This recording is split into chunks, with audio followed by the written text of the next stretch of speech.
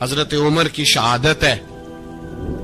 یہودی بول اٹھا, کافر بول اٹھا, اگر 6 مہینے عمر دنیا میں اور رہتے تو دنیا میں کوئی کافر موجود نہ ہوتا. 6 مہینے. اور جب اس بطل جلیل کا جنازہ اٹھا, اللہ بخاری پڑھیے نا, اللہم ارزقنا شہادتا فی سبیلک, اللہ بسترے کی موت نہ دینا, شہادت کی دینا. عمر شہید ہوئے, مسجد نبوی میں نماز پڑھاتے, اور جب جنازہ اٹھا تو مدینے کا پھر پیچھے جو دلیر بچے وہ مولا علی تھے. مولا علی, جناب عمر کا جنازہ اٹھا تو سب سے پہلی ہائے جو نکلی وہ حضرت علی کی زبان سے نکلی, اور حضرت علی کی ساری داڑھی آنسوؤں سے بھر گئی. لوگوں نے کہا کہ علی کیا ہوا؟ فرمانے لگے تم دیکھ نہیں رہے جنازہ کس کا اٹھا ہے, پلٹ کے دیکھو تو صحیح, تم پتہ نہیں یہ کون گیا ہے. کہ حضور کیا ہوا؟ اب فرمانے لگے عمر اس طرح کے کام کر کے گیا ہے, اب ان کے رستوں پہ کون چلے گا؟ کون اس کے جگر راہ وفا میں نقش ایسے چھوڑ آیا ہوں, میں جس منزل سے گزرا ہوں وہ اب تک یاد کرتی ہے. حضرت علی حضرت عمر کے جنازے پہ کھڑے ہو کے کہتے ہیں اللہ مجھے اس طرح کے عمل کرنے کی توفیق دے جس طرح کے عمر کر کے گیا. میرے بھائی, بطل عزیز, بطل حریت حضرت عمر رضی اللہ تعالیٰ عنہ, جو اپنی زندگی انقلاب والی گزار کے گئے. عمر جب دنیا سے گئے تو 80 دینار کا قرضہ تھا, 22 لاکھ مربع میل کا حکمران. اور اپنے بیٹے سے کہنے لگے بیٹے کوشش کرنا تیرے خاندان والے مل کے میرا قرضہ اتار دے, میری قبر پہ بوجھ نہ رہے, اور اگر خاندان والے مدد نہ کریں تو میرے دوستوں سے بات کرنا, وہ مدد نہ کریں تو پھر علی سے بات کرنا.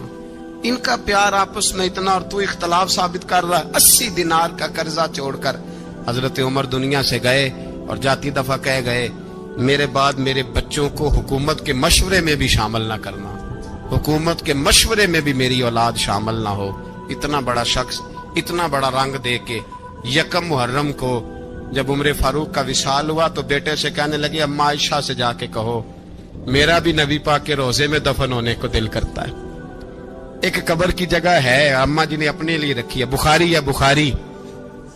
حضرت عائشہ کے پاس صاحبزادے گئے, کہنے لگے اماں جی عمر کو زخم لگ گیا ہے, حالت بڑی پریشانی والی ہے. وہ کہتے ہیں اگر اماں اجازت دیں. سید عائشہ رو پڑی, فرمانے لگی کہ اپنی قبر کی جگہ تو نہیں نہ کسی کو دیتا, پر عمر نے کمال ہی بڑا کیا. اسے کہو جاؤ گنبد خضرا میں قیامت تک جو مصطفیٰ پہ اور ابو بکر پہ سلام پڑے گا وہ تجھ پہ بھی سلام پڑھ کے جائے گا. جاؤ میں نے جگہ دی. اعلیٰ حضرت فاضل بریلوی رحمت اللہ علیہ فرماتے ہیں وہ عمر جس کے آداب بشیدہ شکر, اس خدا دوست حضرت پہ لاکھوں سلام, اس خدا دوست حضرت پہ. آپ یقین کریں ممبر پہ بیٹھا ہوں, حضرت عمر کا جب نام لیتا ہوں تو میرے وجود کے رونگٹے کھڑے ہو جاتے ہیں. حضرت عمر کی زندگی جب پڑھتا ہوں تو لگتا ہے خدایا ایسے شخص بھی دنیا میں آئے. کہ حضرت عمر رضی اللہ تعالیٰ عنہ کا آج یوم شہادت ہے. میرا تو دل کرتا تھا کہ فجر سے باتیں شروع ہوں اور سارا دن ہی عمر کی باتیں ہوتی رہیں, سارا دن جناب عمر کی باتیں, سارا دن. اس لیے کہ ذکر جناب عمر کا ہوگا پر راضی اللہ کے رسول ہوں گے. میرے رسول پاک علیہ السلام سب کے لیے ہی دعا مانگتے ہیں نا, حضور کی دعا عام ہے, لیکن مصطفیٰ کریم نے کعبے کا غلاف تھام لیا اور غلاف کعبہ کو حضور نے سینے سے لپٹایا اور سینے سے چمٹا کے کہا اللہ میں نے تو کبھی سوال ہی زیادہ نہیں کیے, میں کرنے آیا ہوں, مجھے عمر دے دے, عمر دے دے. حضور نے مانگ کے لیا. اور پھر جب جس کو حضور مانگے اللہ سے, حضرت عوف بن مالک اشجعی ایک صحابی ہیں, حضرت عوف بن مالک رضی اللہ تعالیٰ عنہ فرماتے ہیں کہ جناب ابو بکر صدیق کا زمانہ تھا تو میں نے خواب دیکھا, میں نے خواب میں جناب عمر کو دیکھا, اور میں نے دیکھا کہ کوئی کہنے والا کہہ رہا ہے کہ عمر وہ ہے کہ اللہ کے رستے میں کوئی اسے جتنا مرضی برا بھلا کہے یہ پرواہ نہیں کرتا. کس کے رستے میں؟ بولے سارے. اس کا مطلب ہے اللہ کے رستے میں لوگ برا بھلا بھی. قرآن مجید نے کہا وَلَا يَخَافُونَ لَوْمَةَ لَائِمٍ, کچھ لوگ ایسے ہیں جو برا بھلا کہنے والوں کی پرواہ نہیں کرتے. اور دوسری بات میں نے یہ دیکھی کہ عمر خلیفہ بنے گا، اور تیسری بات میں نے خواب میں یہ دیکھی کہ عمر شہید بھی کیا جائے گا، عمر شہید بھی ہوگا۔ یہ میں نے 3 باتیں خواب میں دیکھی۔ فرماتے ہیں میں نے آ کے خواب حضرت ابو بکر صدیق کو سنائی، وہ خلیفہ تھے۔ وہ کہنے لگے ٹھہر جا، میں عمر کو بلاتا ہوں، اس کے سامنے دوبارہ سنانا، اس کے سامنے۔ فرماتے میں نے بلایا حضرت عمر فاروق کو، آ کے بیٹھے، خواب شروع ہوا۔ کہ ایک بات تو میں نے یہ دیکھی کہ آپ ملامت کرنے والے کی پرواہ نہیں کرتے، دوسرا آپ خلیفہ بنے گے۔ جناب عمر کہنے لگے چپ کر، ابو بکر کے سامنے ہی کہہ رہا ہے، چپ کر، خلیفہ کے سامنے ہی کہہ رہا ہے۔ حضرت ابو بکر صدیق کہنے لگے عمر اسے کہنے دو، مجھے لگتا ہے رب کی رضا یہی ہے کہ میرے بعد اگر مصطفیٰ کا منبر ملے تو عمر کو ہی ملے، اسے کہنے دو، کہنے دو۔ حضرت عمر رضی اللہ تعالیٰ عنہ کو تیسری بات کہی۔ حضرت عوف بن مالک نے کہا آپ شہید کیے جائیں گے، میں نے خواب دیکھی ہے۔ نیک لوگوں کے خواب بڑی حد تک سچے ہوتے ہیں۔ کہا میں نے خواب دیکھی ہے۔ تو حضرت عمر کہنے لگے شہید تو دلیر لوگ ہوتے ہیں، شہید تو دلیر، جسے سارا زمانہ دلیر کہہ رہا ہے وہ اپنے بارے میں کیا کہہ رہا ہے؟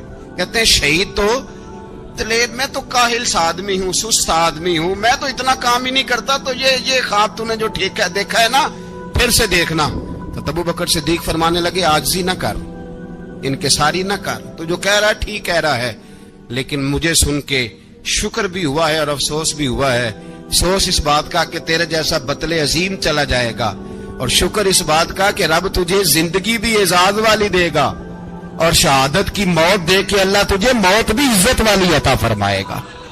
اللہ موت بھی تجھے عزت والی دے گا، تجھے کاہلوں جیسی موت اللہ۔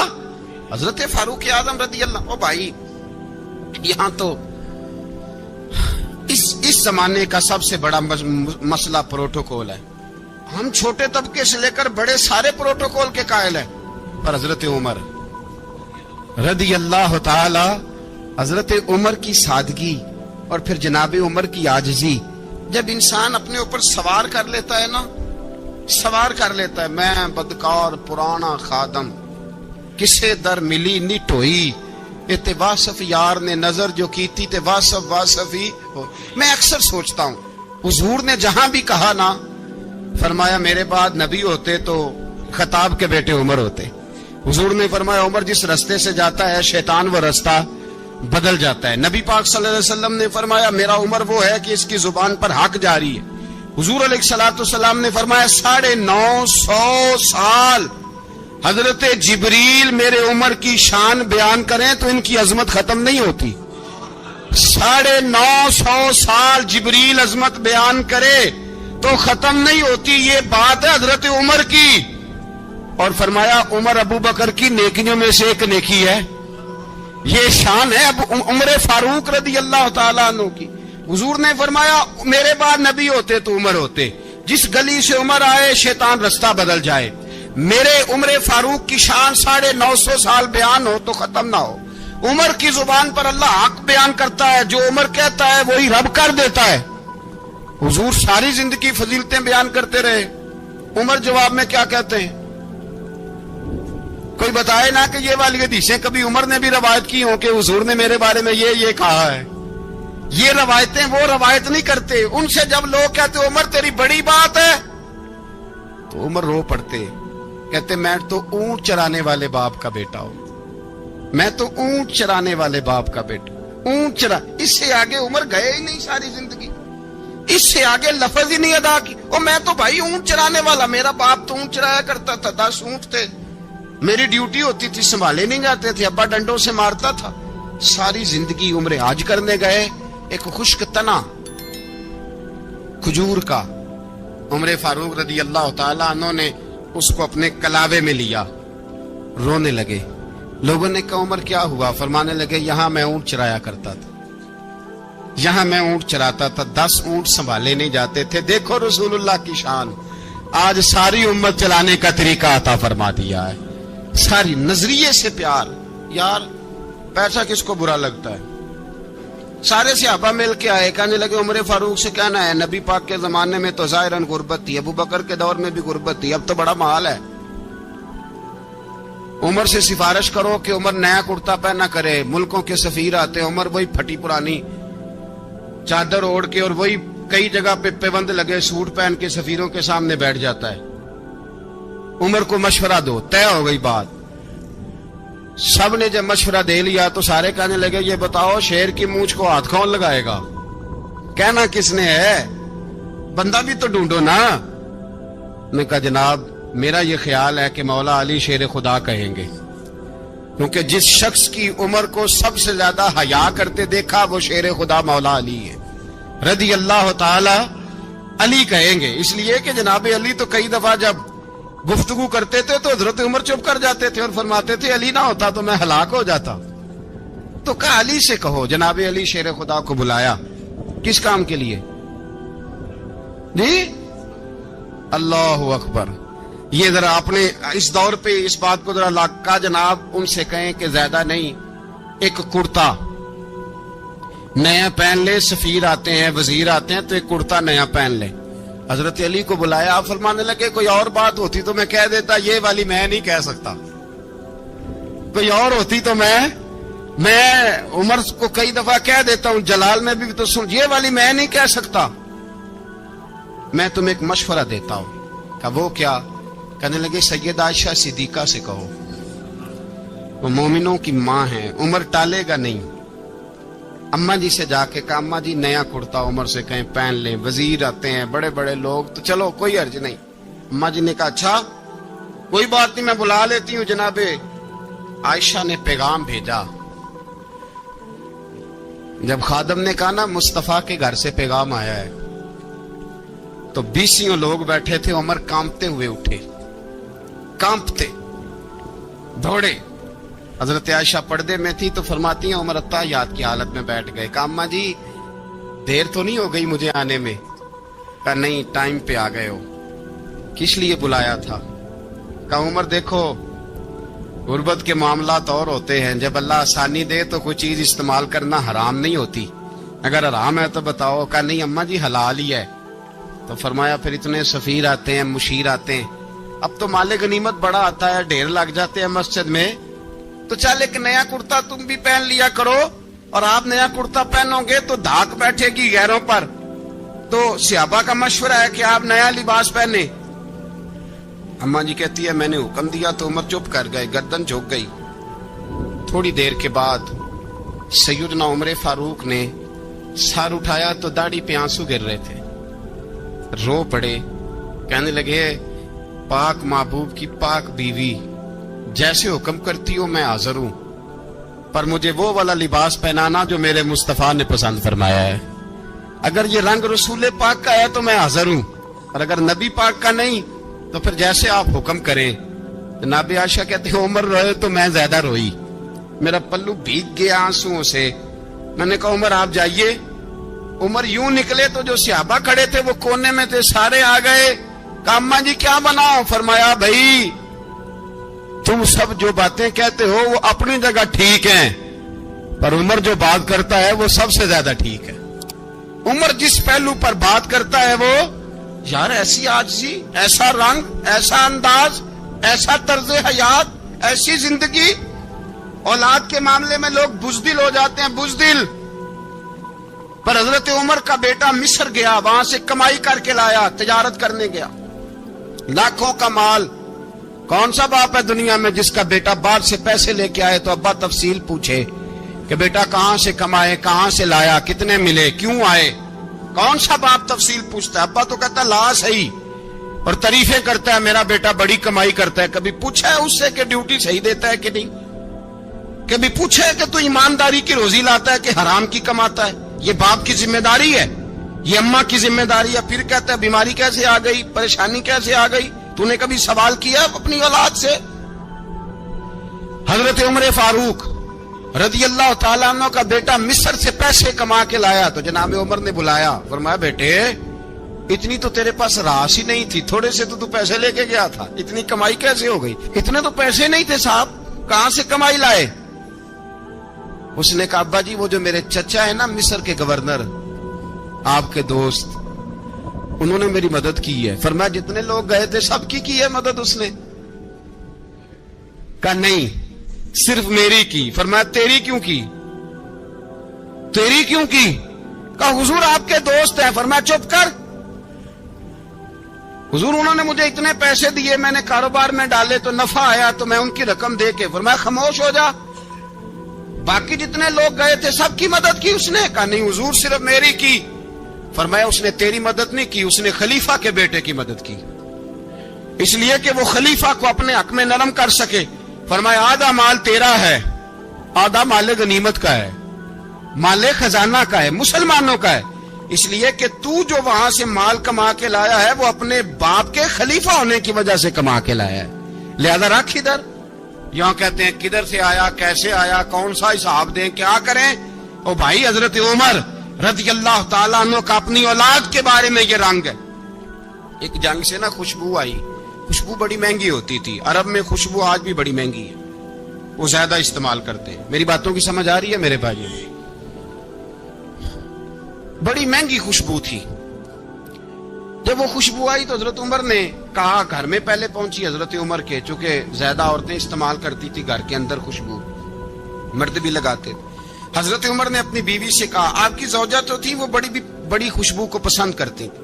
حضرت عمر نے اپنی زوجہ سے کہا کہ خوشبو لاؤ, میں نے ایک عورت کی ڈیوٹی لگائی ہے, وہ خوشبو تول کے نا تو حصہ برابر صحابہ میں بانٹ دے گی. تو آپ کی زوجہ کہنے لگی کسی بی بی کی ڈیوٹی لگانے کی کیا ضرورت تھی, میں جو موجود تھی میں بانٹ دیتی ہوں تول کے حصہ برابر. آپ نے فرمایا نہیں تو رہنے دے, فلانی بی بی بانٹے گی.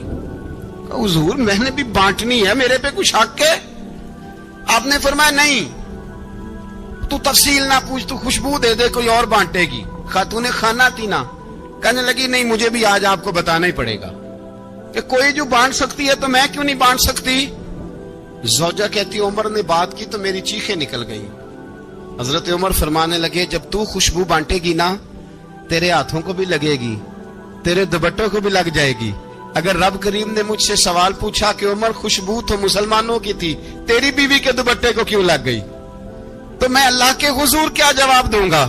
اگر اللہ نے یہ سوال کیا کہ تیری بیوی نے کیوں لگائی, وہ تو حصہ تھا مسلمانوں کا, تو نے تیری بیوی نے کیوں لگائی؟ تو فرمایا میں نہیں چاہتا کہ اللہ کے حضور مجھے اور تجھے باز پرس ہو, لہذا کسی اور کو بانٹنے دے. زوجہ روئی اور تڑپ کے کہنے لگی عمر مجھے لگتا ہے صبح قیامت بھی تیری بیوی ہونے کی وجہ سے اللہ مجھے جنت عطا فرما دے گا, تیری زوجہ ہونے کی برکت سے. بھائی یہ معیار رکھا, خدا کی قسم ایسا شخص تاریخ میں دوبارہ نہیں آیا. اتنا بڑا آدمی, اتنا بڑا شخص, اتنا بڑا آدمی, اور پھر رنگ یہ ہے کہ عمر 22 لاکھ مربع میل کا حکمران, 22 لاکھ, اور کھجور کے درخت کے نیچے مٹی کا ڈھیلا لے کے سو گئے ہیں, پرواہ کوئی نہیں, کوئی مسئلہ ہی نہیں. 2 غلام ساتھ بیٹھے تو ایک روٹی حضرت عمر نے گھر سے منگوائی, تھوڑا سا سرکہ, تو غلام کہنے لگے ہم نے بھی کھانی ہے. فرمایا کوئی حرج نہیں, روٹی کو پیٹ بھر کے کھانا ضروری تو نہیں, 3 حصوں میں بانٹ لیتے ہیں. ایک آدمی آیا ہوا تھا مصر کا رہنے والا ملنے کے لیے, اس نے پوچھا عمر کدھر ہے, تو کہا وہ ادھر جاؤ مسجد میں بیٹھے ہوں گے. اور واپس آیا تو کہنے لگا وہاں تو 3 غلام بیٹھے ہیں, ایک روٹی بانٹ کے کھا رہے ہیں, لگتا ہے کئی دنوں سے روٹی نہیں ملی. کہا 3 غلام تو کوئی نہیں, وہاں 2 ہی تھے, تیسرے تو امیر المومنین تھے. اس نے کہا نہیں 3 غلام ہیں, کپڑے بھی ایک طرح کے پہنے ہوئے, بلکہ 2 کے تو پھر صحیح ہیں, تیسرے کے تو زیادہ ماڑے ہیں. کپڑے بھی ایک طرح کے, کھانا پینا بھی ایک طرح کا, اور ان کا نشست برخاست بھی ایک طرح کی ہے, لہذا کوئی فرق نہیں. حضرت ابو ہریرہ کہتے ہیں میں لے کے آیا, اور جناب عمر کو جب میں نے کچی زمین میں تامت سمیٹ بیٹھے دیکھا تو میں رو پڑا. میں نے اس مصر سے آنے والے کو کہا تو اس کے جلوے دیکھ, اگر اس کی ذات میں اتنا حسن ہے تو محمد عربی کا مقام کیا ہوگا. یہ مقام غور ہے, مقام غور. ایک آدمی کو آپ نے دیکھا آنکھوں سے نابینا ہے اور بھیک مانگ رہا ہے, تو حضرت عمر کو نظر آ گیا. فرمایا کون ہو؟ اس نے کہا میں یہودی ہوں. فرمایا بھیک کیوں مانگتے ہو؟ کہا جب تک تندرست تھا مسلمانوں کو جزیہ دیتا تھا, بوڑھا ہو گیا ہوں کیا کروں. حضرت عمر نے گھوڑے کی پشت پہ بٹھایا, کافر کو گھوڑے کی پشت پہ بٹھایا اور بٹھا کے مدینے لائے. حضرت علی شیر خدا وزیر خزانہ تھے, فرمایا علی اس کا وظیفہ جاری کرو. کہا یہ کون ہے؟ فرمایا یہ یہودی ہے، لیکن یہ ہمیں جزیہ دیتا رہا، بوڑھا ہو گیا بیچارہ، بھیک مانگنے پہ مجبور ہے، ہماری حکومت کے اندر رہتا ہے، اس کا پورا وظیفہ جتنا خرچہ اتنا وظیفہ لگاؤ۔ حضرت علی کہتے ہیں میں وظیفہ لگا رہا تھا اور وہ میرے نبی کا کلمہ پڑھ رہا تھا، وہ رسول اللہ کا کلمہ پڑھ رہا تھا۔ یہ مزاج، یہ نہیں کہ کافر۔ حضرت عمر نے گورنروں کو خط لکھے تھے کہ زبردستی کسی کو مسلمان نہیں کرنا، جہاں ان کی عبادت گاہیں بنی ہو گرانی نہیں، کوئی مندر کوئی گرجا ضائع نہیں کرنا، بات دور نکل جائے گی۔ اور میں اپنے مضمون پہ رہتا ہوں، اہل بیت کا پیار اگر سکھایا ہے تو جناب عمر نے سکھایا ہے رضی اللہ تعالی عنہ۔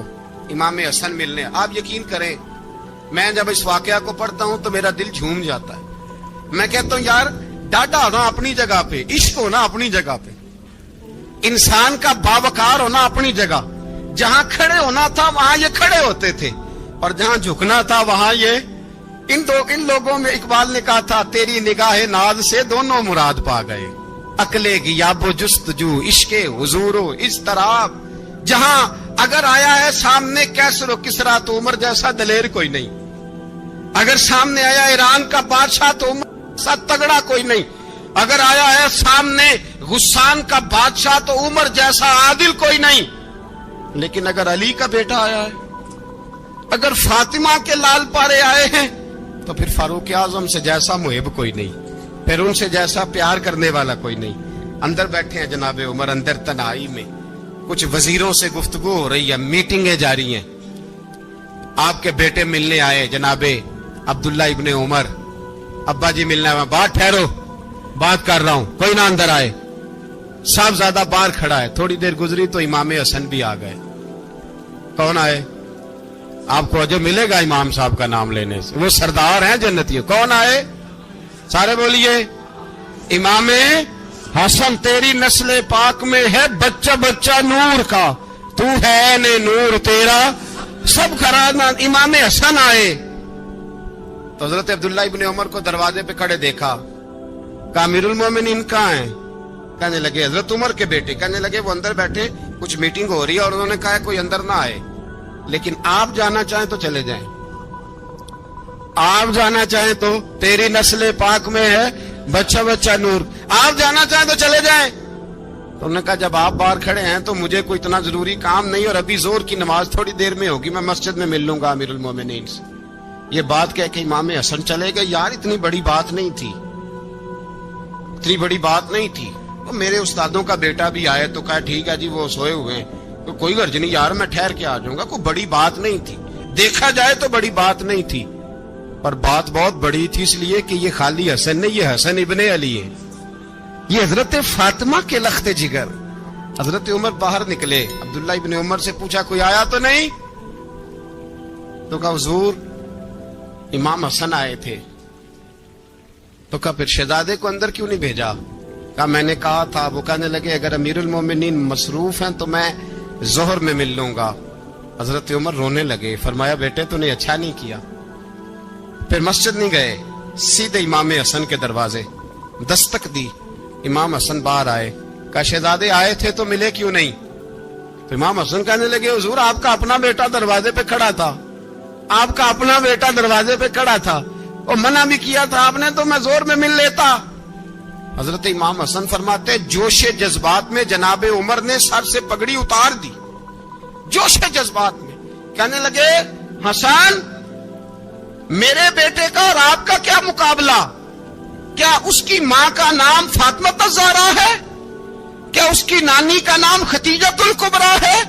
کیا اس کے نانے کا نام محمد مصطفیٰ ہے؟ آپ کا اور اس کا کیا مقابلہ؟ پھر رو پڑے اور کہنے لگے بیٹے میں مکے کے صحراؤں میں اونٹ چرایا کرتا تھا، یہ جو میرے سر پر عزت کے بال ہیں یہ تیرے نانے کے اگائے ہوئے، میں مکے کے خبردار شہزادے خبردار۔ او بھائی اہل بیت نبوت کے ادب کا رنگ اگر سکھایا ہے تو سیدنا عمر نے سکھایا۔